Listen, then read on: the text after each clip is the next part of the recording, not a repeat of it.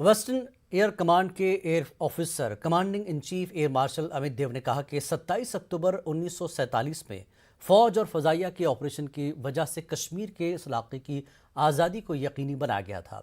यौम इल्हाक की मुनासिबत से एक प्रेस कॉन्फ्रेंस से खिताब करते हुए एयर मार्शल अमित देव ने कहा कि उन्हें यकीन है कि एक न एक दिन पाक मकबूजा कश्मीर भी इस कश्मीर का हिस्सा बन जाएगा और चंद बरसों में पूरा कश्मीर हमारा होगा। अमित देव ने कहा कि टेक्नोलॉजी अपडेट करने के लिए फजाइया को कई चैलेंजों का सामना है। उन्होंने ड्रोन को मामूली खतरा करार दिया।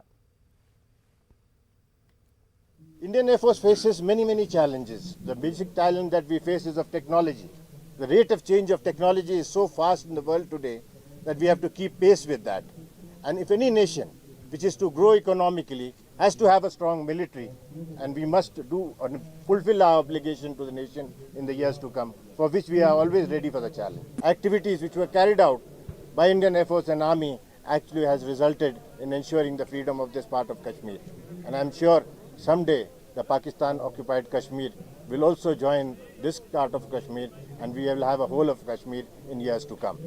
ड्रोन के अटैक्स जो है बहुत ही छोटा अटैक है और बहुत ही कम डैमेज कर सकता है, लेकिन उसके लिए हमने इक्विपमेंट पहले से ही तैयार कर रखा था। उसको यहाँ पर पहले डिप्लॉय भी किया गया था। अब उस डिप्लॉयमेंट को फर्दर हम बढ़ाते हुए और प्रोक्योरमेंट करके और जगह हमने डिप्लॉय किया है। एंड ड्रोन चैलेंज जो है बहुत छोटा चैलेंज है, and we will be able to deal with that challenge as and when it comes. अगले साल से स्कूल के